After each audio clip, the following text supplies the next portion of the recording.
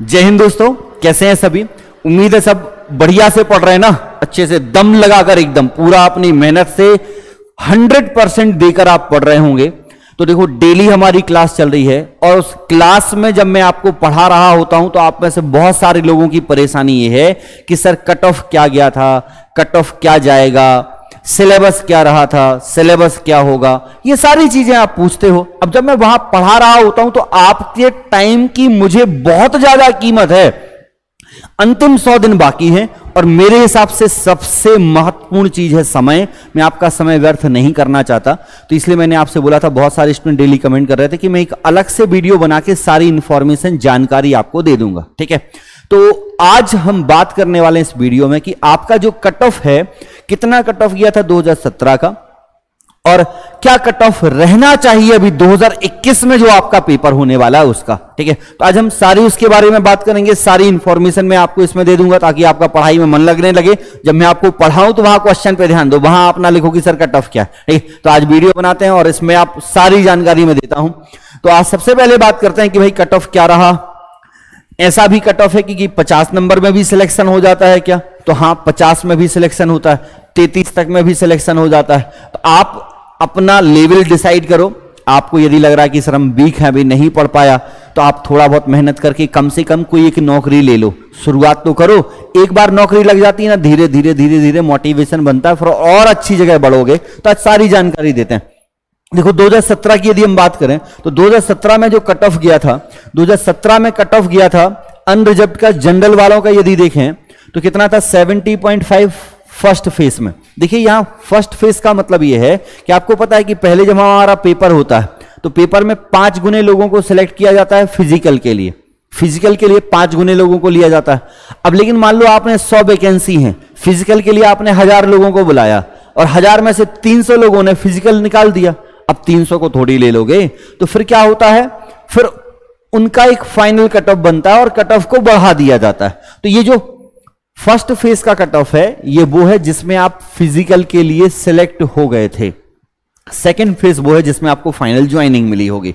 तो अनरिजर्व्ड का जो कट ऑफ था वो कितना था 70.5 था और फाइनली सिलेक्शन हुआ था 75.52 पे। ठीक है, चलिए एससी की यदि हम बात करें, पहले मेल की बता रहा हूं मैं, केवल मेल का बात कर रहा हूं। तो पहले एससी की बात करें तो एससी का जो कट ऑफ था वो कितना था 56, बाद में कितना हो गया था 63 हो गया था फाइनल सिलेक्शन के लिए।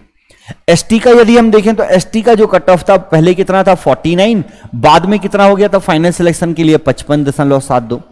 ओबीसी का यदि मैं आपसे बोलूं तो ओबीसी का कट ऑफ जो था वो कितना था 67.45, बाद में 73.5 हो गया था।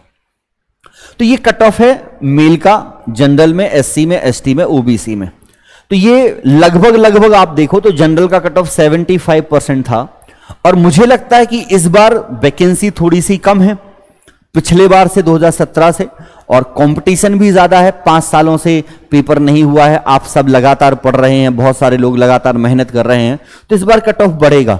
लेकिन ऐसा नहीं होगा कट ऑफ 90-95 चला जाए, क्योंकि पेपर का लेवल भी बढ़ेगा। आप इस बात को समझो कि पेपर का लेवल भी अच्छा आना है, पेपर का लेवल भी बहुत बढ़िया सा आएगा, क्योंकि 5 साल से पेपर नहीं हुआ है, अच्छा पेपर बनेगा, तो पेपर का लेवल ज्यादा होगा, कट ऑफ भी बढ़ेगा। सिंपल सी बात है कि भाई कंपटीशन भी ज्यादा है, वैकेंसी भी कम है, समय भी ज्यादा हो चुका है। तो लगभग यदि मैं बात करूं तो जनरल का कट ऑफ मुझे लगता है कि 78 से 82 इनके बीच में होना चाहिए।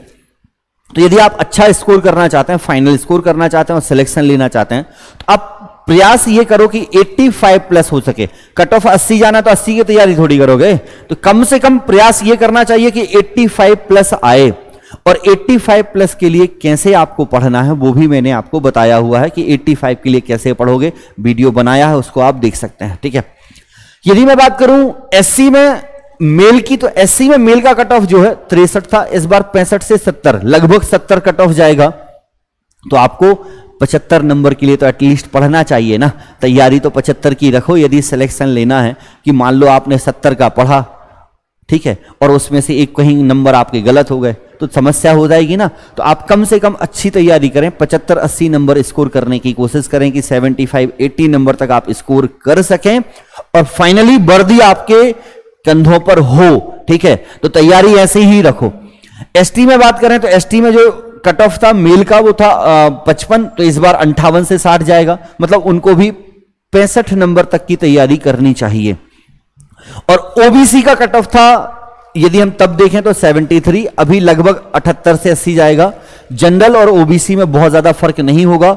ओबीसी में थोड़ा सा फायदा यह मिल सकता है कि यदि 27% जो रिजर्वेशन है, और वो यदि आप देखो तो लगभग वो फायदा मिलेगा ही मिलेगा ओबीसी वालों को, 27% रिजर्वेशन हो जाएगा। उसका मतलब ये नहीं कि आप सोचने लगो कि हमारी कट ऑफ 50 चली जाएगी, कट ऑफ तो तब भी ज्यादा जाएगी, पढ़ना आपको तब भी पड़ेगा, ठीक है। तो ये मान के चलो कि यदि आप बहुत अच्छे से मतलब 100% श्योरिटी करना चाहते हो कि भाई हमें सीट मिल ही जाए, तो आपको लगभग 85 प्लस का तैयारी करनी होगी, चाहे आप जनरल में हो, चाहे आप ओबीसी में हो, चाहे आप एससी में हो, चाहे आप एसटी हो। क्योंकि पढ़ाई की जब हम बात करते हैं तो पढ़ना तो हमें अपना बेस्ट चाहिए ना, हम जितना ज्यादा पढ़ सकें उतना हमें पढ़ना चाहिए। तो आप देखो जनरल ओबीसी के लिए लगभग आप 85 प्लस की तैयारी करें। एससी की बात कर रहे हैं तो एससी में आपको 75 प्लस की तैयारी करनी होगी। एसटी की बात करें तो एसटी में आपको 65 प्लस की तैयारी करनी होगी। इतने स्कोर जब आप करोगे तो फाइनल सिलेक्शन आपका होगा। और जी जान लगा दो पढ़ाई में, 85 प्लस स्कोर करना बड़ी बात नहीं है।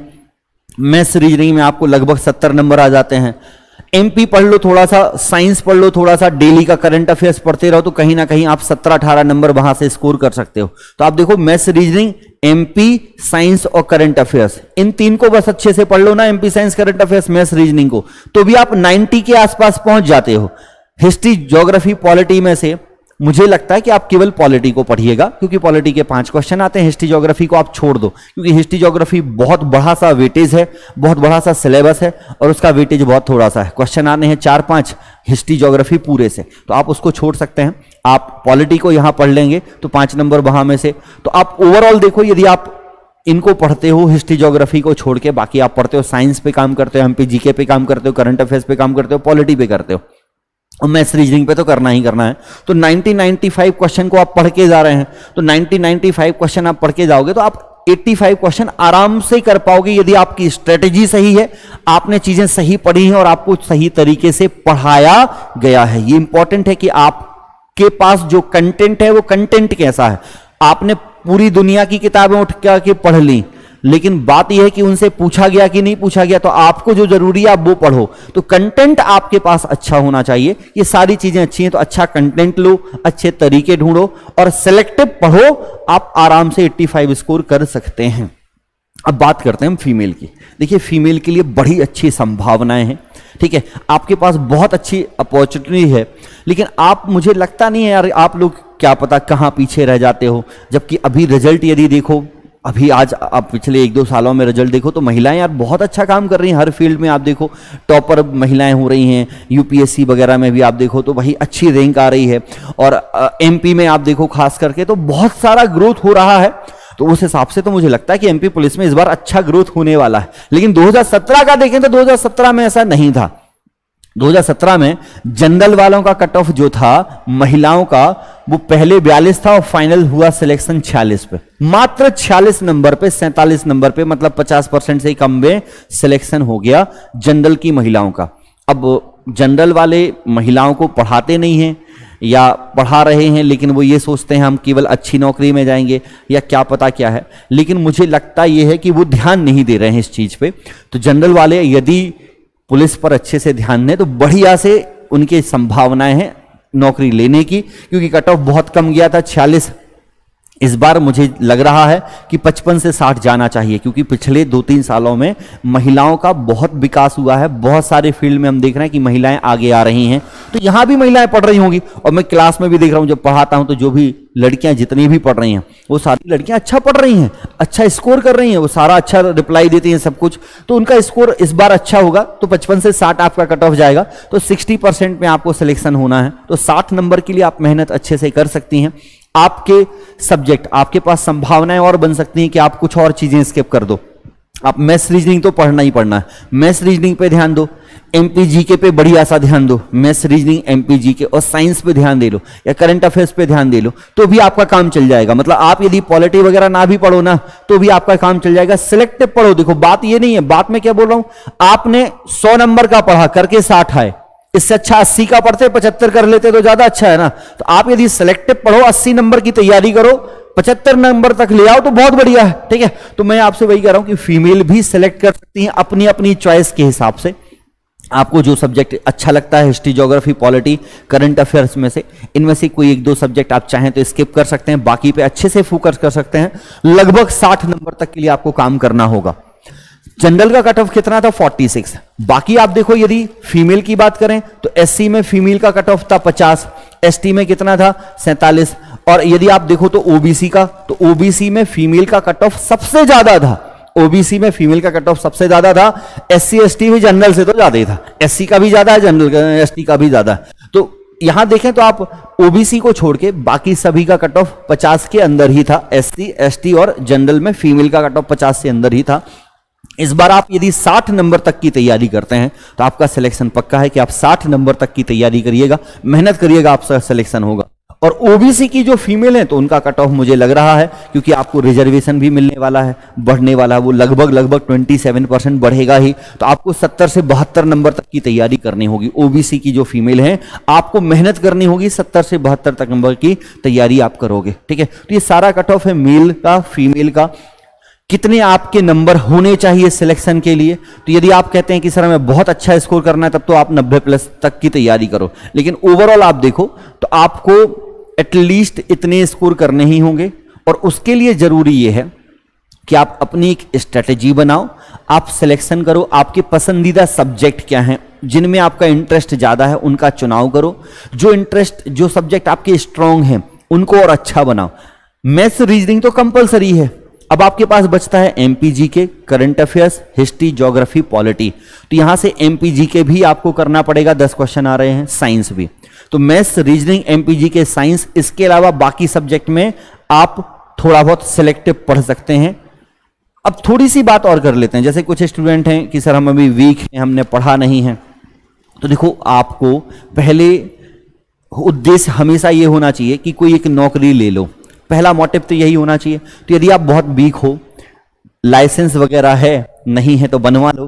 तो आप देखो ड्राइवर का कट ऑफ जो है बहुत कम गया था। ओबीसी में ड्राइवर का कट ऑफ देखो तो कितना गया है? 60। अनरिजर्व्ड में देखो तो कितना गया है? 33। एससी में देखो तो कितना गया? 6।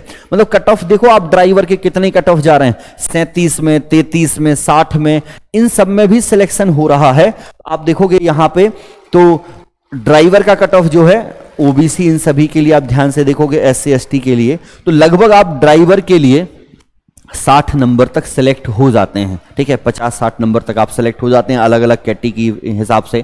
तो आप लाइसेंस बनवा लें और आप उसके लिए अच्छे से तैयारी करें ड्राइवर के लिए। या फिर ड्राइवर के अलावा कुछ और निकलती हैं, आप देखोगे तो कुक की निकलती हैं, ठीक है भाई। जिनको कुकिंग में इंटरेस्ट है, खाना बनाने में इंटरेस्ट है, वो आप खाने बनाने का काम करो। नाई की निकलती है, बहुत सारे स्टूडेंट हैं।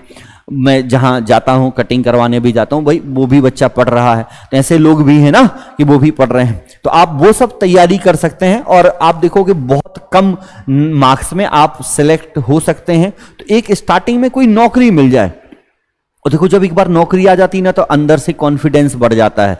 समाज के जो टोंट होते हैं वो बंद हो जाते हैं। तो आप मानसिक रूप से भी स्वतंत्र हो जाते हैं, खुश रहते हैं। और जब आप खुश रहते हैं तो और अच्छी पढ़ाई होने लगती है और आगे बढ़ने की संभावनाएं आ जाती है। तो पहले एक सिलेक्शन होने चाहिए ना, कोई एक नौकरी तो मिल जानी चाहिए।